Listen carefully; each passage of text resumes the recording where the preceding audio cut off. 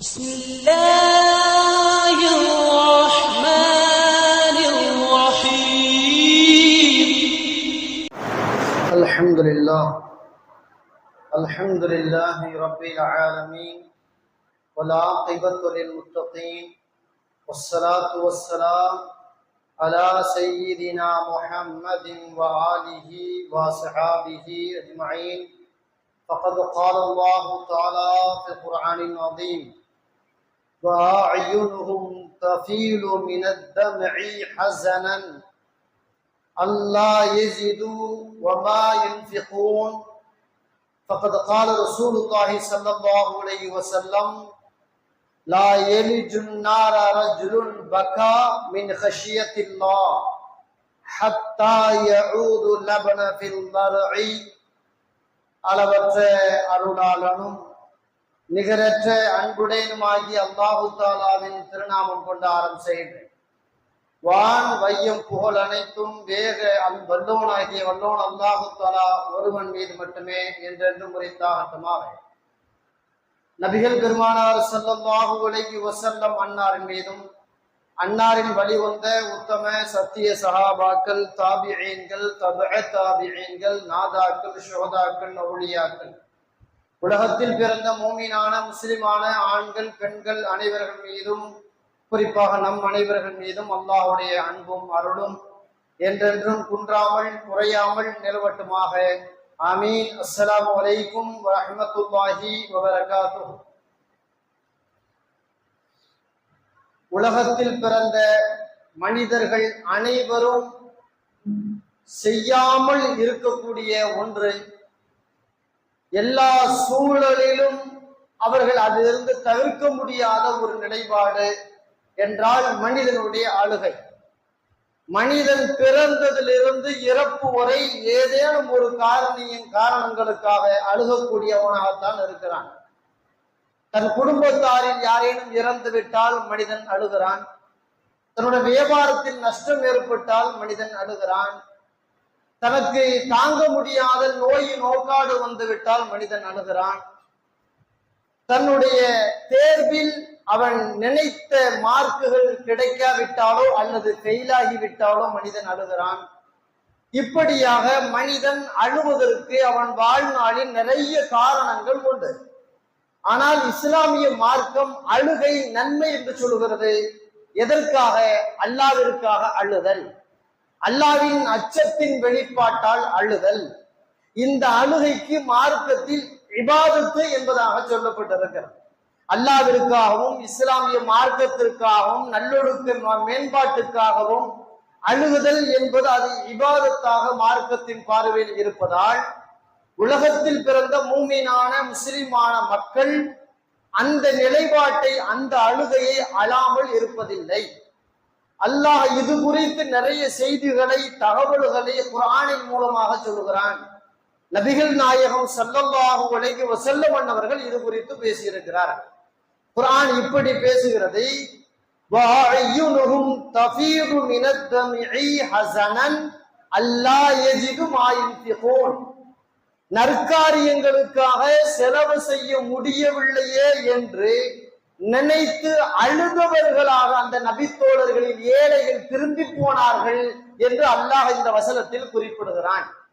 அவர்கள் அழுகையை பதிவு செய்து இது அர்த்தமுள்ள அழுகை என்பதாக அல்லாஹ் குர்ஆனில் பதிவு செய்திருக்கிறான்.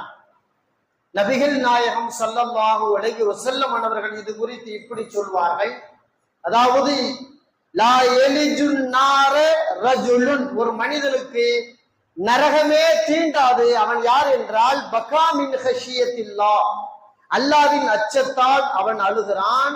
எந்த அளவுக்கு என்றால் ஹத்தா யஊது லபனு ஃபீ தர்இ, கறந்த பால் மடி புகாதோ அதே போல் அல்லாஹ்வின் அச்சத்தால் அழுபவன் நரம் புக மாட்டான், நரகத்தில் நுழைய மாட்டான். பால் பீச்சியாச்சுன்னா மீண்டும் அந்த மழுக்குள்ள கொண்டு முடியாது. அது இயற்கைக்கு மாற்றுறது நடக்காது. இந்த டெக்னாலஜி கொண்டு ஒண்ணும் செய்ய முடியாது. ரசூலுல்லாஹ் எதை கொண்டு ஒப்பிடுகிறார்கள் என்றால் நடக்கவே நடக்காது என்பதை சொல்வதற்கு ஒரு மனிதன் அல்லாஹ்விற்காக பயத்தின் அடிப்படையில் அழுதால் அவன் அழுத அழுகை நரகத்தை விட்டு தடுத்துவிடும். அழுத அழுகை நரகத்தை விட்டு தடுத்துவிடும். அவன் நரகத்திற்குள் போகவே மாட்டான் என்பதாக நபி அவர்கள் சொல்லுகிறார்கள். திருமீதியில நபி ஒளிப்பதிவு செய்யப்பட்டிருக்கிறது. இன்னும் நபி அவர்கள் இப்படி சொல்வார்கள், குல்லு ஐனின் பாக்கியத்துன், நாளை மறுமை நாளில் எல்லோரும் அழுவார்கள். அவரவர்கள் நிலையை நினைத்து சொர்க்கமா நரகமா எங்க போவோம் எப்படி போவோம் அப்படின்னு தெரியாது, எல்லாரும் அழுவாங்க கியாமத்து நாள்ல. இல்லா ஐனன் மின் ஹஷியத்தில்லாஹ், அல்லாஹ்விற்காக அல்லாஹ்வின் பயத்தை நினைத்து அச்சப்பட்டு உலகத்திலேயே அழுது கண்ணீர் விடுத்து கண்ணியமாக ஒருவன் வாழ்ந்திருந்தால் அவன் மறுமையில அழுக மாட்டான். ஏன்னா அழுக வேண்டிய அழுகெல்லாம் துனியாவிலேயே அழுதாச்சு, அங்க போய் அழுகணுங்கிற அவசியம் இல்லை. அழுகாத அளவுக்கு உலகத்துல அழுது ஒரு கண்ணியமான வாழ்க்கையை வாழ்ந்துட்டா எல்லாரும் அழுவாங்க, இவன் அழாம ரொம்ப தைரியமா இருப்பான் அப்படின்னு பெருமானார் ஸல்லல்லாஹு அலைஹி வஸல்லம் சொல்லுகிறார்கள். இப்னு கஸீரிலே நபி ஒளிப்பதிவு செய்யப்பட்டிருக்கிறதே. இந்த மாதிரி இறை அச்சத்தால் அழக்கூடிய அழுகை என்பது மிக முக்கியமானது. ஒரு தோழர் கேட்டார், யா ரசூலுல்லாஹ் பிம இத்தகின்னார, நான் நரகத்திலிருந்து பாதுகாத்துக்கணும், அதுக்கு என்ன செய்யணும்னு கேட்டார். ஒரு தோழர் கேட்கிறார். ரசூலுல்லாஹி ஸல்லல்லாஹு அலைஹி வஸல்லம் சொல்றார்கள், பிதுமுஇல் ஐனைக, ஒரு 2 கண்ணும் அழுகணும்பா அப்படின்னா, ஒரு 2 கண்ணும் அழுகணும். ஃபஇன்ன ஐனன் பக்கத் மின் ஹஷியத்தில்லாஹ், அல்லாஹ்வின் பயத்தால் உலகத்தில் எவன் அழுது அஞ்சி கண்ணியமாக வாழுவானோ, லா தமஸ்ஸுஹன் நாரு அபதன், அவனை நரகம் எப்போதும் தீண்டாது. சில பேரு அல்லாஹ் குர்ஆன்ல சொல்றான், நரகத்துல கொஞ்ச காலம் இருப்பாங்க, ஈமான் இருக்கிறதுனால அப்புறம் வெளியே வந்துருவாங்க அப்படிங்கிறான் அல்லாஹ். இல்லையா? இவர் நரகமே போக மாட்டாருங்கிறாங்க. இவன் நரகமே போக மாட்டாரு, அழுது அல்லாஹ்வின் பயத்தால அழுதாள் அப்படின்னு சொல்றதுனால அழுகை என்பது அமலாக பார்க்கப்படுகிறது. நம்ம வாழ்க்கையில எத்தனை முறை அல்லாஹ்வை நினைச்சு அழுதுருக்கோங்கிறது ரொம்ப சிந்தனைக்குரியது, ரொம்ப சிந்தனைக்குரியது. அல்லாஹ்வை நினைச்சு அழுதுருக்கோமா?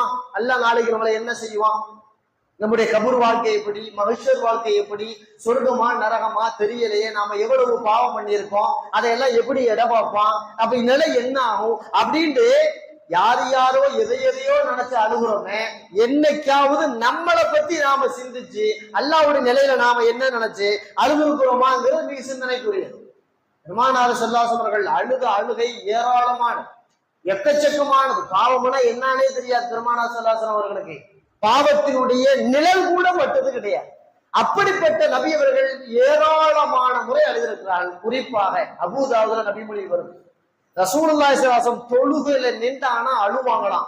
அழுக எப்படி இருக்கும், பக்கத்துல இருக்கிறவங்க கேட்கிற அளவுக்கு. எந்த அளவுக்கு கேட்டா, கோதுமையை போட்டு அப்படியே அரப்பமா இல்லையா, இன்னைக்கு அந்த மிஷின் வந்துட்டனால பல பேருக்கு தெரியறது இல்ல. அரிசிய கிராமத்துல கிழவிமார்கள் பாட்டிமார்கள், அதாவது பெரிய அரிசியை சின்ன அரிசியை ஆக்கணும்னா ஒரு சின்ன உரல் மாதிரி போட்டு அப்படியே சுத்திக்கிட்டே இருப்பாங்க. சுத்தும் பொழுது ஒரு சப்தம் வரும், அதைத்தான் சொல்றாங்க. அதாவது கோதுமை அரைக்கும் தானியத்தில் சுத்தும் பொழுது அது எப்படி ஒரு சப்தம் வருமோ, அந்த சப்தம் நபியவர்கள் தொழும் பொழுது அழுகையால் வெளியே வரும், அழுகையால் வெளியே வரும். இன்னும் மற்றொரு நபிமொழி அபூ ஹுரைரா ரலியல்லாஹு அன்ஹு அவர்கள் சொல்வார்கள், கொதிக்கும் பொழுது, ஒலை கொதிக்கும் பொழுது என்ன சப்தம் வரும், அந்த சப்தத்தை நபி அவர்கள் தொழுகையில் அழும் பொழுதே அழுது கொண்டே தொழுவார்கள். இதெல்லாம் தஹஜ்ஜுத் தொழுகையில நடந்திருக்கு. பெரும்பாலும் 5 வேளை தொழுகையிலே கொஞ்சம் குறைவு. நபி அவர்கள் தஹஜ்ஜுத் தொழுகும் பொழுது பெரும்பாலும் அழுது கொண்டே தொழுவார்கள். தொழுகையில் அழுகை என்பது மார்க்கத்துல கூடுமா கூடாதான்னு கேட்டா அது நிறைய சட்டம் இருக்கு. இன்னைக்கும் கூட கஅபாவுல தொலை வைக்கக்கூடிய சில நேரங்கள், அந்த ரமதான்ல நிறைய பார்க்கலாம் அந்த காட்சியை.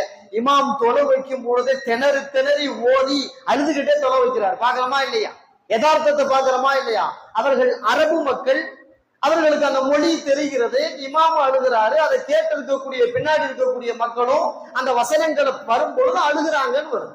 அப்போ அழுகை என்பது ஒரு இபாதத்து, அது தொழுகையிலும் கூட அழுதிருக்கிறார்கள் என்று பெருமானார் ஸல்லல்லாஹு அலைஹி அவர்களை பற்றி வருகிறது.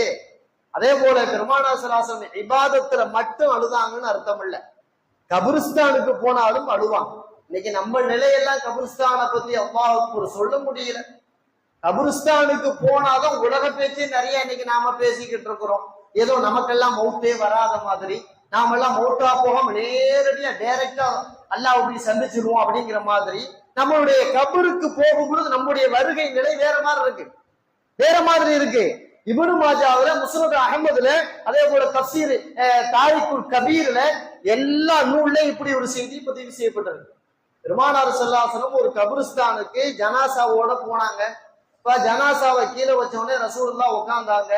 உட்கார்ந்து முடிஞ்சு அந்த கபருடைய அந்த அடக்க வேலையெல்லாம் அப்படியே நடந்துகிட்டு இருக்கும் பொழுது ஓரத்துல உட்கார்ந்து தாரை தாரையாக கண்ணீர் விட்டு அழுதார். அதிகப்படியான அழுகை. பெருமானார் ஸல்லல்லாஹு அலைஹி வஸல்லம் அந்த அடக்கம் பண்ற நேரத்துல அதிகப்படியான அழுகை. இதை அழுகிறத பார்த்தோன்னா சஹாபாக்கள்லாம் நிறைய பேர் அழுதாங்க. ரசூலுல்லாஹ் பக்கத்துல வந்து உட்கார ஆரம்பிச்சுட்டாங்க. அடக்கம் பண்றவங்களை தவிர்த்து மற்றவங்க எல்லாம் உட்கார ஆரம்பிச்சுட்டாங்க ரசூலுல்லாஹ் பக்கத்துல வந்து. அப்ப ரசூலுல்லாஹ் சொன்னாங்க, யா இஹ்வானி லிமிஸ்லி ஹாதா ஃபஐத்து, எப்பா நீங்க இந்த மாதிரி உங்களுக்கும் வரப்போகுது அப்படின்னாங்க. இந்த மாதிரி ஒருத்தர் மௌத்தாயிட்டாரு, கஃன் தமன் பண்ணி கபருக்குள்ளெல்லாம் நாம இறக்கி மண்ணெல்லாம் போடுறோமா இல்லையா, இந்த மாதிரி உங்களுக்கும் வர இருக்கிறது, அதற்காக நீங்கள் உங்களை தயார்படுத்திக் கொள்ளுங்கள் அப்படின்னு சொல்லிட்டே அழுதா. உங்களுக்கும் மௌத்து வரும், உங்களுக்கும் கஃன் தமன் உண்டு, யாரோ ஒருத்தர் துற வைப்பாரு, யாரோ ஒருத்தர் அடக்கம் பண்ணுவாரு, கபருக்குள்ள போனோடனே மலக்கு வருவாரு, கேள்வி கேட்பாரு, நல்லது கெட்டது தெளிவான பிறகு வேதனையா சுகமா அது அல்லாஹ் அப்புறம் முடிவு பண்றான். இந்த நிலை உங்களுக்கு வரப்போகுதுப்பா, உங்களை நினைச்சு அழுங்கப்பா அப்படின்னு பெருமானார் ஸல்லல்லாஹு அலைஹி அவர்கள் கபருக்கு போகும்போது அழ வேண்டும் என்றே சொல்லி தருகிறார். இந்த வழி வந்த உஸ்மான் ரலியல்லாஹு தஆலா எப்ப கபருக்கு போனாலும் அழுவான். ஹதீஸ்கள்ல வருது, தஃசீர் இப்னு கதீர்ல தாடி பெருசா வச்சிருப்பான் உஸ்மான் ரலியல்லாஹு. பொதுவாகவே சஹாபாக்கள் தாடி வந்து இம்மியெல்லாம் இருக்காது. தாடியுடைய அமைப்பு என்ன தெரியுங்களா? ரசூலுல்லாஹ் எப்படி தாடி வச்சிருந்தாங்கன்னு இமாம் திர்மிதி பதிவு செய்யறாங்க. அவங்களுடைய இந்த தொண்டை பகுதி தெரியாது அப்படின்னு வருது. தொண்டை பகுதி தெரியாத அளவுக்கு தாடி கீழே இருக்கும்னு வருது. நல்ல அடர்ந்த தாடி இருக்கும்னு வருது. அந்த அடர்ந்த தாடி முழுவதுமாக நலையும் அளவிற்கு உஸ்மான் ரலியல்லாஹு அவர்கள் கபரை கண்டால் அழுவார்கள். கபரை பார்த்தாச்சுன்னா அழுவாங்க. கபிரிஸ்தானுக்கு போனா அழுவாங்க. ஏங்க நீங்க எவ்வளவோ விஷயத்த பேசுறோம், அழமாட்டுறீங்க, இந்த கபருக்கு வந்தா மட்டும் அழுதுகிட்டே இருக்கீங்களே அப்படின்னு கேட்டா அவங்க சொல்லுவாங்க, கபருல இறங்கி அங்க மட்டும் சக்சஸ் ஆயிடுச்சுன்னு வையே, எல்லாமே சக்சஸ் தான். அங்க மட்டும் மாட்டிக்கிட்டோம்னு வையே, எங்கேயுமே தப்ப முடியாது. கபரு தான்ப்பா மறுமை வாழ்க்கை முதல் படி.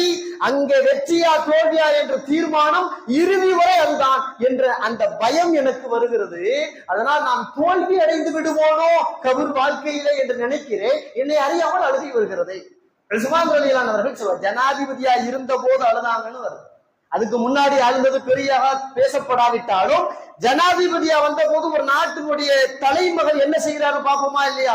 எல்லாரும் பாப்போமா இல்லையா? இன்னைக்கும் பார்த்துக்கிட்டு இருக்கோமா இல்லையா? ஒரு நாட்டினுடைய பிரதமர் என்ன செய்யறார், ஒரு நாட்டினுடைய ஒரு மாநிலத்தினுடைய முதலமைச்சர் என்ன செய்யறார் அப்படின்னு மீடியா கண் கொண்டு பார்க்கணுமா இல்லையா? அந்த மாதிரி அன்னைக்கு பார்த்த பொழுது உஸ்மான் ரலியல்லாஹு அவர்களை பற்றி இந்த தகவல்களை எல்லாம் சொல்லுகிறார்கள். அப்ப கபருக்கு போனா அழுகணும். அங்க போய் குசலம் விசாரிக்கிறதே, மாப்பிள்ளை எப்படி இருக்கீங்க, மச்சான் எப்படி இருக்கிறீங்க, எப்ப வந்தீங்க, இந்த வீட்டுல கல்யாணம் சொன்னாங்களே எப்ப வச்சிருக்கீங்க, இந்த வீடு குடி புகுது எப்போ, இது எல்லாம் கபருக்குள்ளே நின்று பேசுறானே மனுஷன். கல்யாணம் எங்கே, வீடு வாசல் எப்படி, வியாபாரம் எப்படி, அது இது கபரிஸ்தானுக்குள்ள போனோம். இதெல்லாம் பேசுற பேச்சா? கபருக்குள்ள போனோடனே மவுத்து சிந்தனை வரணுமா இல்லையா? சொந்தக்கார மவுத்துக்கு தானே போயிருக்கோம், அதே மாதிரி நமக்கும் 10 சொந்தக்காரன் வந்து இப்படி தூக்கி போனாலும் அடக்கம் பண்ணுவாங்களே அப்படிங்கிற சிந்தனை வரணுமா இல்லையா? அப்ப கபறுகளுக்கு போனால் அங்கே அழுகை வர வேண்டும். வராமல் ஒருத்தர் கபரிஸ்தானுக்கு போயிட்டு வந்தாருன்னா உள்ளத்துல ஏதோ பிரச்சனைன்னு அர்த்தம். உள்ளத்துல ஏதோ பிரச்சனை, ஈமான்ல ஏதோ பிரச்சனை அப்படின்னு அர்த்தம். அப்ப அழுகை வர வேண்டிய இடங்களில் அழுக வரவில்லை என்றால் வேற எங்க போய் அழுக போறோம்? அழுன்னு ரசூலுல்லாஹ் சொல்லி கொடுக்குறாங்களே. உமர் ரலியல்லாஹு சொல்லுவாங்க, அல்லாஹ்வை நினைச்ச அழுப்பா, அழுகாட்டி அழுகிற மாதிரியாவது அப்பப்ப நடிச்சுக்கப்பாங்க. அப்பப்ப அழுகிற மாதிரியாவது நடிச்சுக்க, அல்லாட்ட அழுக வராட்டினாலும் அழுக வர்ற மாதிரியாவது நீ நடிச்சுக்கேங்கிறான். அப்ப அழுகை என்பது மிக முக்கியமானது, அவசியமானது. இன்னைக்கு நாம என்ன நினைக்கிறோம் அழுகை பத்தினா, அழுகைங்கிறது கோழைகளுடைய செயல் நினைக்கிறோம். அதே மாதிரி யாராவது இதையே கேட்டு வச்சு உணர்ச்சி வசப்பட்டு அழுதாருன்னா அவன் என்னங்க பொட்டச்சிரிக்கி மாதிரி அழுகுறான், எப்படி அவன் என்னங்க பொட்டச்சிரிக்கி மாதிரி அழுகுறான், அவன் என்னங்க கோலப்பைய மாதிரி அழுகுறான், கோலையான் அவன் எதை எதிர்கொள்ள தெரியாதான் அழுகுறான், உட்காந்து ஊன்னு அழுகுறானே அப்படின்னு அழுகையை தப்பாக பேசுகிறோம். ஆனால் அழுகையை ஆய்வு செய்த உடலிய நிபுணர்கள் சொல்கிறார்கள், யார் அப்போது அழுகிறாரோ அவருக்கு டென்ஷனே இருக்காது. அதாவது ஹார்ட் அட்டாக் வராதான், மன அழுத்தம் இருக்காதான். ஏதேனும் சோகம் வரும்பொழுது அழுகிறணுங்கிறாங்க. சோகம் வரும் பொழுது, இறப்பு அப்படி இது மாதிரி ஏதேனும் ஒண்ணு வரும் பொழுது அப்படியே பல்ல கடிச்சுக்கிட்டு இருந்துடக்கூடாது, வாயை விட்டு அழுதரணும், கண்ணீரை கொட்டிடணும். மனபாரம் அப்படியே இல்லாம அப்படியே அமைதி ஆயிடுமா. மனத்தை அவ்வப்போது லேசுபடுத்த வேண்டுமையானால் அழுதுதான் தீர்க்க வேண்டி இருக்கிறது. மனபாரத்தை குறைக்கிறதுக்கு டாக்டர் போனா வேலைக்கு ஆவார், மாத்திரை மருந்து வேலைக்கு ஆவார். வேற என்ன செய்யணும்? அல்லாட்ட நினைச்சு அழுதணும், அல்லாவை நினைச்சு தனிமையில உட்கார்ந்து அழுதணும். அழுகையை கூட முன்னோர்கள் சொல்கிறார்கள், சிரிப்பு என்பது பலருக்கு முன்னால், அழுகை என்பது தனிமை. இதற்கு மாற்றமாக அழுகையை பலருக்கு முன்னால் அழுதால் இவன் வேஷக்காரன் என்று சொல்லுவார்கள், சிரிப்பை தனியாக சிரித்தால் இவனை பைத்தியக்காரன் என்று சொல்லுவார்கள். அப்ப அழுகைக்கும் கூட தனிமை தேவைப்படுகிறது. அதை பொது வழியிலே அழுகை என்பது வேஷமாக மாறிவிடும். இந்த அழுகை முழுவதும் தனிமையில் இருப்பதாகத்தான் பார்க்க முடிகிறது. அப்போ அழுகை என்பது உடல் நலத்திற்கு முதலில் நல்லது. கொட்டச்சிரிக்கு மாறி ஆண்மை இல்லாதவன் கோலை அப்படிலாம் தயவு செய்து நினைக்கவே கூடாது. மிகப்பெரிய மார்க்க நிபுணர் சொல்கிறார், அதாவது அழுகை என்பது அவமானமாக இருந்திருந்தால், அழுகை என்பது கோழைத்தனமாக இருந்திருந்தால், அழுகை என்பது பெட்டைத்தனமாக இருந்திருந்தால் நபி அவர்கள் அழுதிருக்க மாட்டார். நபி அவர்கள் அழுதார்களா இல்லையா? அது பெட்டைத்தனமா? நபி அவர்கள் அழுதார்களா இல்லையா? அது கோழைத்தனமா? அலியவர்கள் பெருமானார் ஸல்லல்லாஹு அலைஹி அழுதார்களா இல்லையா? அது வேற ஏதும் தவறான நிலைப்பாடா? கிடையாது. நபியவர்கள் அழுதிருக்கிறார்கள். அது ஒரு வகையில வீரத்தனமானதும் கூட, நன்மையானதும் கூட. சிரிப்பதற்கு நன்மை கிடைக்குமா தெரியாது, நன்மை கிடைக்குமா தெரியாது, நிச்சயமாக கிடைக்கும். அழுதால் நன்மை, அழுதால் நன்மை கிடைக்கும். அவ்வப்போது அல்லாஹ்வை நினைத்து, நம்மை நினைத்து, மறுமை வாழ்க்கையை நினைத்து நாம் அழ வேண்டும் என்பதை மார்க்கம் கற்றுத் தருகிறது. உமர் ரலியல்லாஹு தஆலா அன்ஹு ஒரு முறை ஜனாதிபதி பொறுப்புக்கு வந்த புதுசுல தெருவுல மக்களோட நடந்து போனாங்க. அவங்க குதிரை மேல நடந்து போய்கிட்டு இருக்காங்க. கீழே ஒரு அம்மா, ஒரு வயசான மூதாட்டி குச்சி ஊட்டிக்கிட்டு வந்தாங்க. அந்த அம்மா பேரு ஹவுலா. அந்த அம்மா எதையெல்லாம் சட்டமாகணும் நினைச்சாங்களோ அல்ல அதையெல்லாம் சட்டமாக்கி வச்சான். 28வது ஜுஸுனுடைய ஆரம்பமே அந்த அம்மாவை பத்தி தான் பேசப்பட்டிருக்கு. ஹவுலா அம்மா குச்சியை ஊட்டிக்கிட்டு யாருப்பா போறது அப்படின்னாங்க. உமரா அப்படின்னாங்க. ஏன்னா அந்த அம்மா வயசான அம்மா. அந்த அம்மா இப்ப சொன்னாங்க, எப்பா உன்னைய உமையரா பாத்துருக்கிறோம்ப்பா, அதாவது சின்ன பிள்ளையா நான் உன்னைய பாத்துருக்கிறேன், அப்புறம் நீ உமர் ஆயிட்ட, இப்ப நாட்டுக்கு ஜனாதிபதி ஆயிட்ட, அப்படியா அப்படின்னு சொல்லிட்டு ஃபத்தகுல்லா, நாட்டுடைய பொறுப்பு, முக்கியமான தலைவர் பொறுப்புல இருக்கிறப்பா, அல்லாஹ்வை பயந்து கொள். ஃபம்புர் ஃபீ உமூரின் நாஸ், மக்களுடைய காரியங்களில் கண்ணும் கருத்துமாக இரு. அல்லாஹ்வை நீ பயந்தால் தூரமானதெல்லாம் உனக்கு நெருக்கமாக ஆகிவிடும் அப்படின்னு அந்த அம்மா ஒரு சின்ன குட்டி பயான் செஞ்சாங்க. ஒரு 4-5 வார்த்தையில கேட்ட உடனே உமர் ரலியல்லாஹு அவர்கள் தாடி மலைவு உட்கார்ந்து அழுக ஆரம்பிச்சிட்டாங்க. வந்திருந்தவங்க எல்லாம் சொன்னாங்க, ஏமா ஜனாதிபதியை அழுக வச்சுக்கிட்டியா, இது நல்லாவா இருக்குது? அவங்க பாட்டுக்கு தெருவுல பல வகையான நாட்டு சிந்தனையில போய்கிட்டு இருக்காங்க. போனரை போட்டு உட்கார வச்சு பயான் செய்து அழ வச்சுட்டியம்மான்னு சொன்ன உடனே உமர் சொன்னாங்க, யார் இந்த வார்த்தையை சொன்னார் அவரை பார்த்து, வைஹக், நாசமா போ, அந்த அம்மாவா சொல்லாத, அந்த அம்மா செய்யறதற்கு சொல்லுவதற்கு தகுதியான அம்மா. எந்த அளவுன்னு கேட்டா, இந்த ஹவுலா அம்மா பேசியதை வானத்தில் இருப்பவன் கேட்டு பதில் சொன்னான். அப்ப நாம பதில் சொல்றது இல்லையா? ஹவுலா அம்மா சாதாரணமான ஆளா? அல்லாவே இறங்கி வந்திருக்காமா அந்த அம்மாவுக்காக. அந்த அம்மா சொல்லட்டும், இன்னும் எதையெல்லாம் சொல்லுங்க, நான் கேட்டுக்கிறேன், வாழ்க்கையில அமல் செய்யறேன், எனக்கு எதுன்னு உபதேசம் பண்ணுங்க அப்படின்னு உமர் ரலியல்லாஹு அவர்கள் ஹவுலா அம்மாவை பார்த்து கேட்டார்களே. நமக்கு இன்னைக்கு பயான் நாள்ல எந்த வகையான அதை பத்தி, நரகத்தை பத்தி பேசினாலோ அல்லது அதாபுகளை பத்தி பேசினாலோ, ரசூலுல்லாஹ்வுடைய உருக்கமான வாழ்க்கையை பத்தி பேசினாலோ அழுகை அப்படிங்கிறது நம்ம உள்ளத்திலே இல்லாம போயிடுச்சு. பயான கேட்கலாம் யாராவது அழுவாங்களா அப்படின்ற மாதிரி இன்னைக்கு காலங்கள் மாறிடுச்சு. குர்ஆன்ல எவ்வளவு விஷயத்தை அல்லாஹ் பயமுறுத்துவதற்காகவும் அதாவது எச்சரிப்பதற்காகவும் சொல்றானே, அதை பத்திலாம் நமக்கு எந்த கவலையும் இல்லையே. பயான பத்தி, ஓதுறது பத்தி, தொழுது, எதை பத்தி எந்த அழுகையும் வர்றதில்ல. ஆனா நம்ம வீட்டு பொம்பளைகளுக்கு சீரியலை பார்த்தா அழுக வருது. எப்படி சீரியலை பார்த்தா அழுவ? காசு வாங்கிக்கிட்டு ஒரு நடிப்புல உட்காந்து அழுகுறான், அதை இதை பண்றான், அதை பார்த்து அழுகுறாள, அதை பார்த்து இவ அழுகுறா. வீட்டுக்காரர் சாப்பாடு வந்திருப்பாரு, அதை கண்டுக்கிறது இல்ல. பிள்ளைங்க ஸ்கூல் விட்டு வந்திருக்கோம், அதை கண்டுக்கிறது இல்ல. புருஷனையவோ பிள்ளையவோ சொந்த மொத்தத்தை கண்டுக்க. சீரியல் வந்தா போடணும், அழுகணும். அழுது முடிச்சது அவளுக்கு லேசாவே இருக்குன்ற மாதிரி மனநிலை இன்னைக்கு போயிடுச்சு. அப்ப இது தப்பான அழுகையா இல்லையா? ஆனா அழுகையிலும் கூட அர்த்தம் வேண்டுமா இல்லையா? நீர் பூத்த கண்களாக அது அல்லாஹ்விற்காக மாற வேண்டும். அப்போதான் அது பிரயோஜனத்தை தரும் என்பதாக மார்க்கம் நமக்கு தெளிவாக சொல்லுகிறது. ஜாபிர் இப்னு அப்துல்லா ரலியல்லாஹு தஆலா அவங்களுடைய செய்தி இப்படி பதிவு செய்யப்பட்டிருக்கு. இப்னு கதீர்ல வரது செய்தி. அதாவது அவங்க பக்கத்து வீட்டுக்காரே வெளியூர் பயணத்தை முடிச்சிட்டு வந்தார். வந்த உடனே இவர் வெளியூர் பயணம் போயிட்டு வந்திருக்காரு அப்படின்னு சொல்லி நலம் விசாரிக்க ஜாபிர் இப்னு அப்துல்லா ரலியல்லாஹு போனாங்க.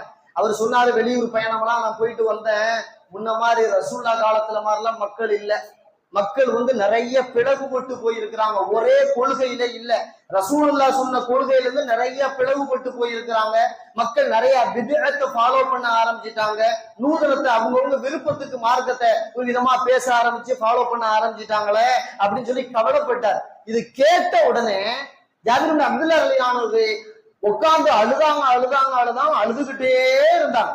அப்ப ஒரு வார்த்தை சொன்னாங்க. ரசூலுல்லாஹி ஸல்லல்லாஹு அலைஹி வஸல்லம் சொல்லி இருக்கிறார்கள், இன்னன்னாஸ தഖலு ஃபீ தீனில்லாஹி அஃப்வாஜா, மக்கள் கூட்டம் கூட்டமாக இஸ்லாத்திற்குள் வருவார்கள். சயഖ்ருஜூன மின்ஹு அஃப்வாஜா, அதே போல கூட்டம் கூட்டமாக இஸ்லாத்தை விட்டு வெளியே போவார்கள் என்று நபி அவர்கள் அன்றே சொல்லிவிட்டார்கள். அதனால் இந்த மக்கள் இஸ்லாத்தை விட்டு வெளியே போறாங்களே, மார்க்கத்தை விட்டு ஓரிரை கொள்கையை விட்டு ரசூலுல்லாஹ் சொன்ன சுன்னத்தான காரியங்களை விட்டு வெளியே போறாங்க நீங்க சொல்றீங்களே, அதை நினைச்சு நான் அழுகாம வேற என்ன செய்ய முடியும் அப்படின்னு ஜாபிர் இப்னு அப்துல்லா கேட்கிறான். அப்ப இன்னைக்கு நாம அதை பத்தி எந்த சிந்தனையும் இல்லை. நம் வீட்டு பிள்ளைங்க, நம் பக்கத்து வீட்டு பிள்ளைங்க, நம்ம மகல்லா பிள்ளைங்க காதலுங்கிற பேரால இல்லையா, காதலுங்கிற பேரால எத்தனையோ சகோதர சமயத்தரோடு ஓடி போகிறது, அவர்களை கல்யாணம் பண்ணி கொண்டு வருகிறது, காபிராக வாழுகிறது, அவர்கள் ஈமானை விட்டு இழந்தவர்களாக இருக்கிறார்கள். அதையெல்லாம் நம்ம கேட்கும் போது ஒரு செய்தியா கேட்கிறமே தவிர கவலை இல்லையே. அதை பத்தி கவலை இல்லை. வேண்டாம், வந்துட்டு போகுது, எப்படியோ பரவாயில்ல. இன்னைக்கு இருக்க காலத்துல கல்யாணம் காட்சியெல்லாம் ஆயிரக்கணக்கா லட்சக்கணக்கா செலவு பண்றதுக்கு எவனையாவது யாரையாவது கூட்டிக்கிட்டு போய் வாழ்ந்தா சரிதான் அப்படின்று அது அந்த ஈமான் இல்லாம போயிடுச்சுன்னு கவலையும் இல்லை, அழுகையும் இல்லை, எந்த வகையான ஒரு மனசுல ஒரு அழுத்தமும் இல்லாம நாம வாழ்ந்துகிட்டு இருக்கோமே. யார் இஸ்லாத்துல இருந்தான்னா யார் இஸ்லாத்துல இல்லாட்டி என்ன, அதை பத்தி எனக்கு என்ன கவலை, அந்த மாதிரி ஒரு மனநிலை இன்னைக்கு நம்முடைய வாழ்க்கை யதார்த்தம் போய்கிட்டு இருக்கா இல்லையா? ஆனால் இதை நினைத்தெல்லாம் மார்க்கம் தேய்மானத்தை நோக்கி போய் கொண்டிருக்கிறது. மார்க்கம் தேய்மானத்தை நோக்கி போய் கொண்டிருக்கிறது அப்படின்னு நினைக்கும் பொழுது உண்மையாக மார்க்கத்துல பிடிப்புள்ள ஆளா இருந்தா அழுக வரத்தான் செய்யும். அந்த அழுகைக்கும் அல்லாவிடத்திலே கூலி உண்டு என்பதாக மார்க்கம் நமக்கு சொல்லுவதை பார்க்கிறோம். பெருமானார் ஸல்லல்லாஹு அலைஹி வஸல்லம் அவர்கள் யாரும் இஸ்லாத்துக்கு வந்தா ரொம்ப சப்தமா தன்னுடைய சந்தோஷத்தை வெளிப்படுத்துவாங்க. ஆனா அதுல இருந்து வெளியே போக கூடாதுங்கிறதுல ரொம்ப பிடிவாதமா இருந்திருக்கிறாங்க. குறிப்பா சொல்ல போனா உமர் ரலியல்லாஹு இஸ்லாத்துக்கு வந்தாரு. வந்த உடனே ரசூல் அல்லாஹு அக்பர் ஒசத்தி குரல்ல சொன்னாங்க, தக்பீரை சொன்னாங்க. உமர் இஸ்லாத்துக்குள்ள வந்துட்டாருன்னு ரொம்ப சந்தோஷமா சொன்னாங்க. அதே நேரத்துல சிலர் தடுமாறும் பொழுது ரசூலுல்லாஹ் மிகவும் கவலைப்பட்டார்கள். மக்கள் மீது ஈமானோட உறுதியா இருக்கணுமேங்கிறதுல ரொம்ப ரசூலுல்லாஹ்வுக்கு அதுல ஒரு வகையான கவலை இருந்தது, அழுகை வந்தது என்பதாக எல்லாம் பார்க்கிறோம். பெருமானார் ஸல்லல்லாஹு அலைஹி வஸல்லம் அன்பு தோழர் வதீ ரலியல்லாஹு தஆலா தாரமில நபி மொழி வருகிறார். வதீ ரலியல்லாஹு வர்றார். யா ரசூலுல்லாஹ், நாங்க அறியாமை காலத்துல ஒரு பெரிய பாவத்தை பண்ணிக்கிட்டு இருந்தோம். என்ன பாவம்பா? நானே செஞ்சிருக்கேன். எங்க அறியாமை கால பழக்கம் என்னன்னு கேட்டா, பொம்பளை பிள்ளைங்க பிறந்துட்டா அந்த பொம்பளை பிள்ளைய அப்படியே உசுரோட கொண்டு போய் மவுத்தாக்கிடுவோம், அப்படியே கபருக்குள்ள இறக்கிடுவோம், ஆனா கொலை பண்ணிடுவோம். இது எங்க பொம்பளை பிள்ளை பிறக்கிறது ஒரு துர்ச்சவன மாதிரி நாங்க நினைச்சோம்.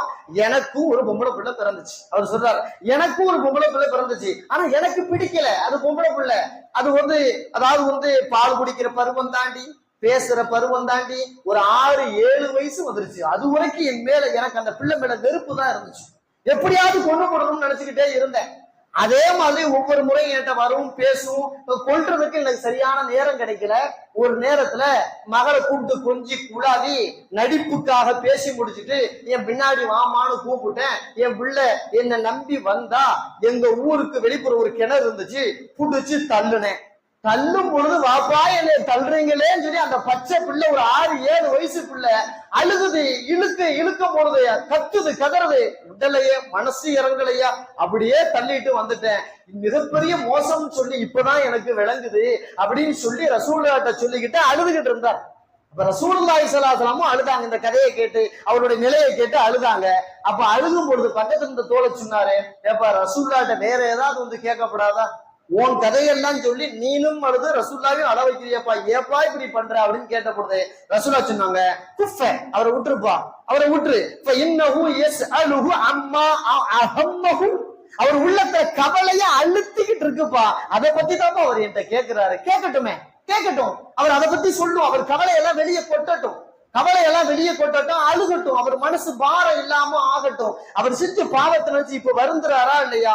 எப்படி அவர் செஞ்ச பாவத்தை நினைச்சு இப்ப வருந்துறாரா இல்லையா? மனசுல பாரமா இருக்கா இல்லையா? அழுகுறாரா இல்லையா? அழுகட்டும், விடு, அதை ஏன் தடுக்கிற அப்படின்னு சொல்லிட்டு அடுத்த ரசூல் அவரை பார்த்து கேட்டாங்க, ஐத்த அலைய இப்ப உன்னருக்க சொல்றது அப்படின்னா. ஏன்னா ரசூலுல்லாஹ்வுக்கு ரொம்ப உள்ளத்தை பாதிச்சிருச்சு. நீ மீண்டும் சொல்லு, உன் மகளை எப்படி பண்ண, என்ன பண்ண சொல்லுப்பா அப்படின்னு அவர் மீண்டும் சொன்னார். ரசூலுல்லாஹ் மீண்டும் அழுகிறாங்க.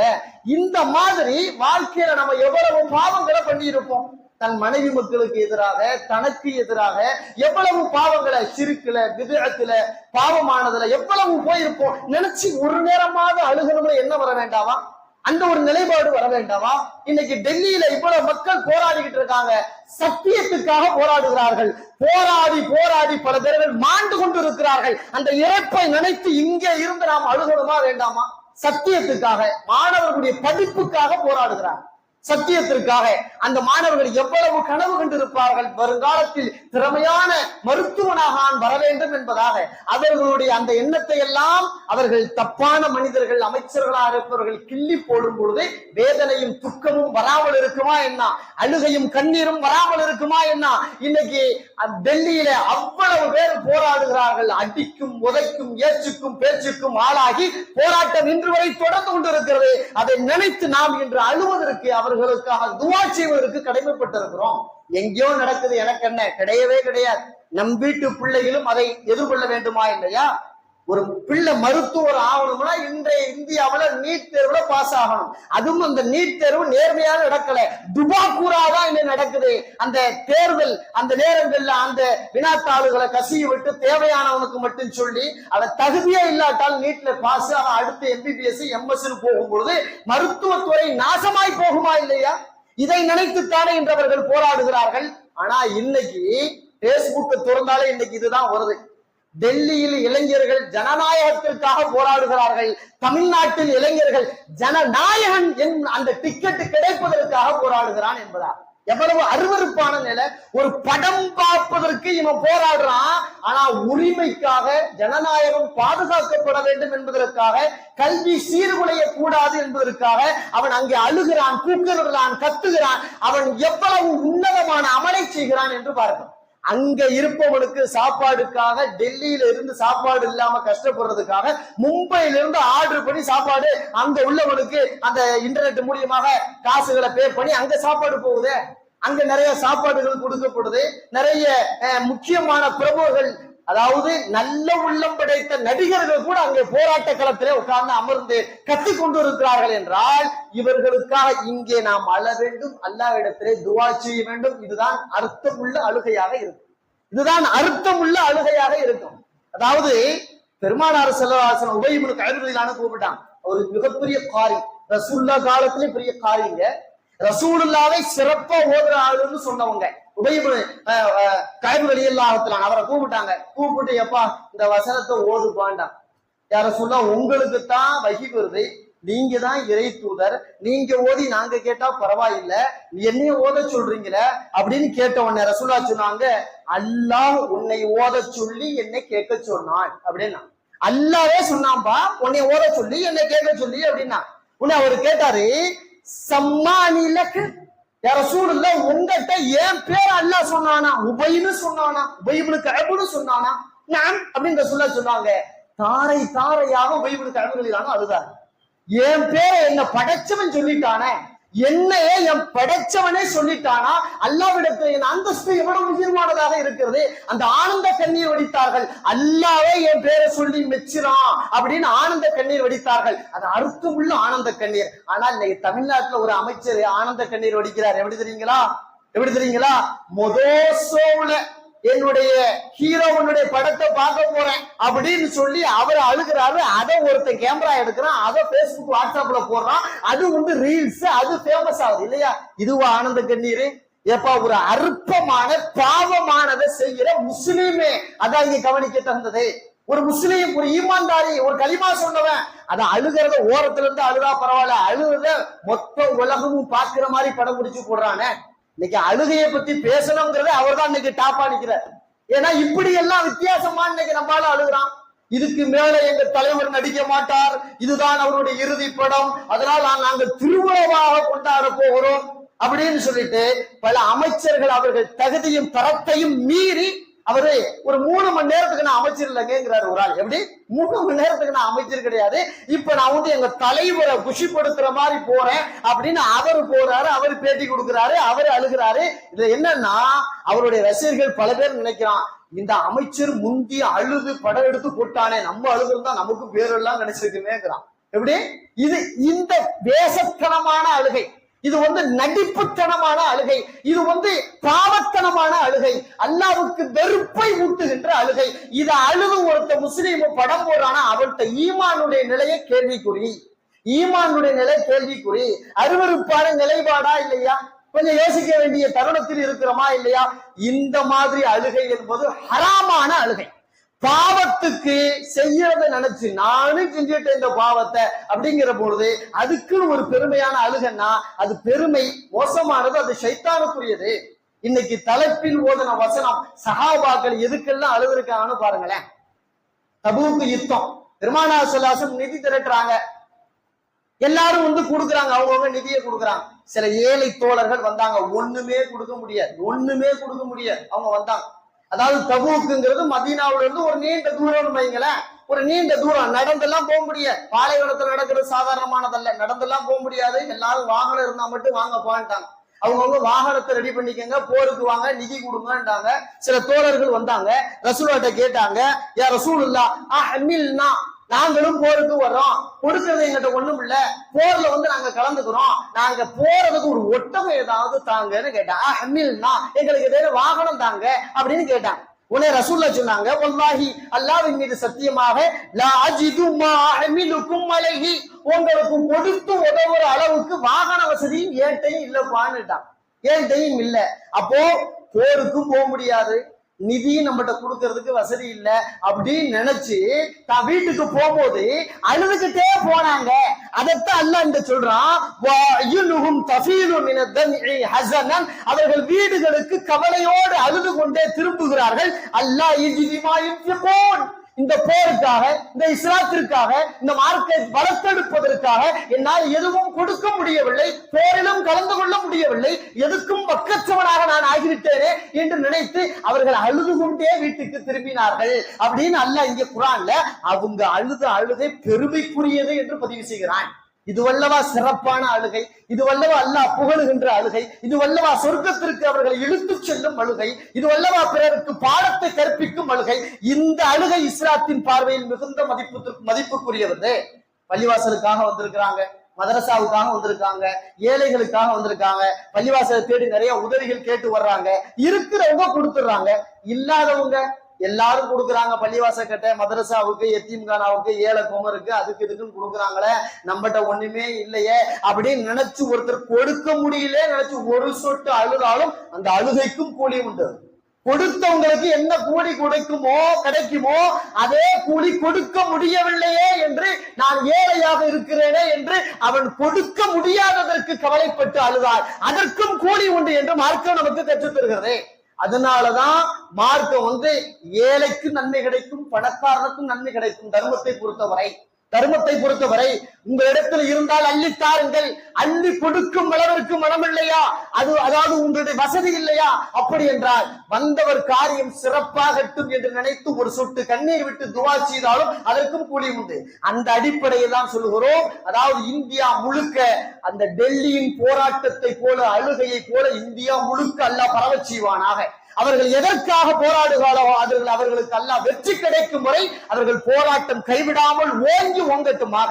அல்லாஹ் தஆலா அவர்கள் போராட்டமும் அவர் அழுகையும் அவர்கள் பட்ட ரத்தமும் சிந்திய கண்ணீர்களுக்கும் அல்லாஹ் போதிய நற்பலனை தருவானாக. வாழும் காலம் முழுவதும் அல்லாஹ் தஆலா எப்படி அழுதால் நற்கூலி கிடைக்கும் என்று சொல்கிறானோ அப்படி உள்ள அர்த்தம் உள்ள அழுகையை அழுது அல்லாஹ்விடத்திலே அவனுடைய கூலியை பெறுவோமாக. வாஹிரு தஅவானா அல்ஹம்துலில்லாஹி ரப்பில் ஆலமீன். அஸ்ஸலாமு அலைக்கும் வரஹ்மத்துல்லாஹி வபரகாத்துஹு.